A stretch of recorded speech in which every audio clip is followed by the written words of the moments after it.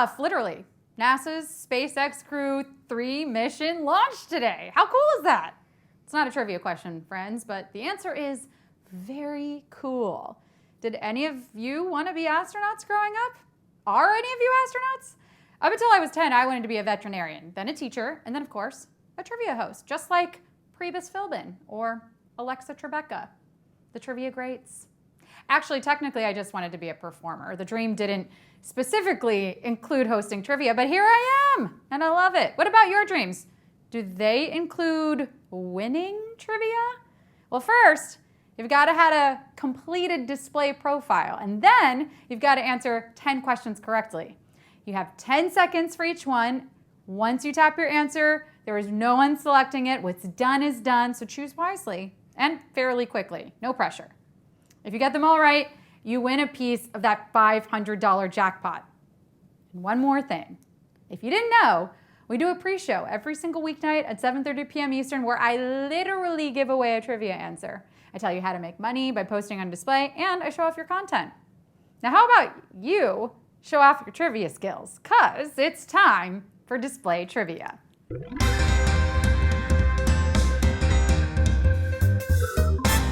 Question 1. Which of the following is not an even number? 2, 4, 5. Which of the following is not an even number? 2, 4, 5.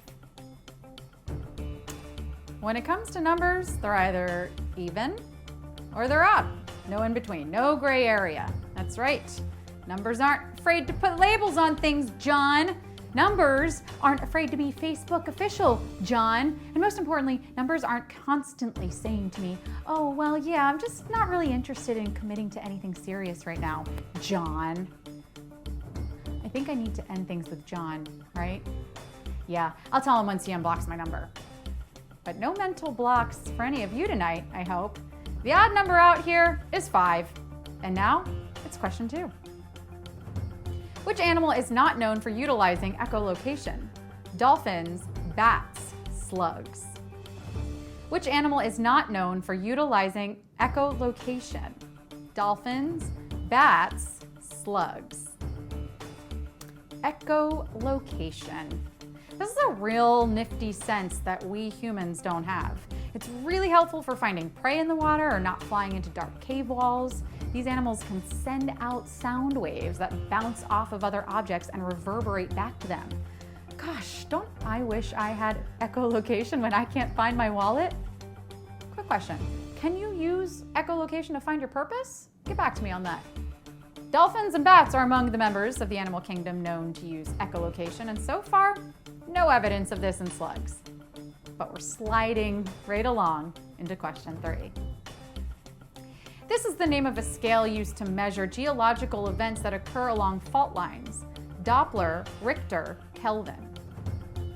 This is the name of a scale used to measure geological events that occur along fault lines. Doppler, Richter, Kelvin. Oh, fault lines? I got plenty of them. Yeah, no, that was definitely not me.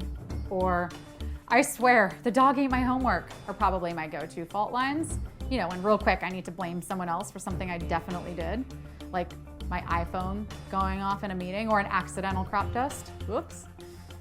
Look, I admit it. A lot of what goes wrong around here is my fault. But fault lines are the places in geology where Earth's plates collide and cause earthquakes. And these momentary tectonic shuffles are measured using a magnitude scale developed by Francis Richter. Question 4. The oldest institution of higher learning in the US is home to a humor publication known for what masthead? The Lampoon, Mad Magazine, The Onion. The oldest institution of higher learning in the US is home to a humor publication known for what masthead? The Lampoon, Mad Magazine, The Onion. This institution is so old. How old is it? Well, okay, you can't just ask an institution how old it is. You go on Wikipedia and ask the internet how old the institution is. It's called TACT. This university was founded when colonizers first settled in North America and is still in existence, pumping out brilliant minds and also serving as inspiration for great movies like Legally Blonde. The university was founded by a Puritan clergyman in 1636 and now is home to one of the most prestigious humor publications in the country as well. The Harvard Lampoon gave starts to the likes of Conan O'Brien, Michael Schur, and Colin Jost, to name a few. Question 5. The largest rodent on Earth is native to all of the following countries except Japan, Brazil, Peru.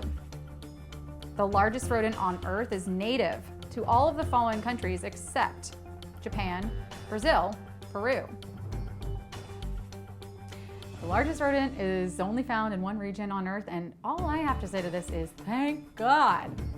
I live in New York City, and if you know anything about rodents in New York City, you know that we have rats. And I'm not just talking about Wall Street guys. I am talking about the rodents that share every inch of the city with us. You think you're taking a bite out of the Big Apple? The rats have already gobbled it down, especially if it was in a pile of trash bags on the side of the road. The largest rodent in the world might not be ready for the big time, like these New York rats, but it is native to South America, and it's the capybara. It's basically the size of a pig, but with the mentality of a hamster. Question 6. Select the performer not originally from the US state that is home to the Twin Cities. Madonna, Prince, Bob Dylan. Select the performer not originally from the US state that is home to the Twin Cities. Madonna, Prince, Bob Dylan. Are the Twin Cities fraternal or identical? They look so much alike. I want to say identical, but sometimes fraternal twins look eerily similar. You know, big families where all the kids look exactly the same. Yeah, no, that's right out of a horror movie. No Children of the Corn for me. And speaking of corn, these cities are situated in the American Midwest, and they are Minneapolis and St. Paul, Minnesota. Hey, no, I'm sorry, I didn't want a mini soda, I want a big gulp. All these artists are from the Midwest, but Madonna grew up in Michigan before she made it big. Question 7. The Doge Meme features which breed of domesticated canine? Siberian Husky, Shiba Inu, Welsh Corgi. The Doge Meme features which breed of domesticated canine?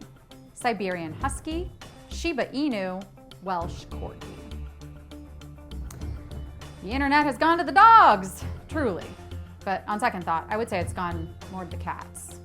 All animal content is primo, don't get me wrong, but the versatility of cats on the internet is really astounding. One minute they're leaping out of boxes, the next they're passed out, belly up with their little paws twitching. I think Kim's dreaming. And yes, he can have cheeseburger. Let him have cheeseburger, please. The dog from Doge fame, and who now has his very own cryptocurrency namesake, is a Shiba Inu, national dog of Japan, and spokesperson for the internet. Question 8. Which of the following music acts is not referenced in Bowling for Soup's 1985? Limp Bizkit, Boys Next Door, Whitesnake. Which of the following music acts is not referenced in Bowling for Soup's 1985? Limp Bizkit, Boys Next Door, Whitesnake. If you tuned into the pre-show, you know this one. Bowling for Soup? These guys must really like their soup. I mean, no hate. Once the weather cools off, soup is amazing and almost limitless in the amount of things that you can do with it. There's French onion, broccoli cheddar, Italian wedding, chicken noodle, all that. And then soup is even like, oh, you think you know me? You don't know me at all. Then makes itself cold with gazpacho. Okay, soup, we see you. Keep us on our toes. Probably want to sit down to eat that soup though. It could get messy. 1985 references all the best of the 80s, including U2 and Blondie, but it never mentions the Boys Next Door. Question 9. Select the Bronte sister correctly matched to the literary work she penned. Charlotte, Pride and Prejudice, Emily, Wuthering Heights, and Jane Eyre. Select the Bronte sister correctly matched to the literary work she penned. Charlotte, Pride and Prejudice, Emily, Wuthering Heights, and Jane Eyre.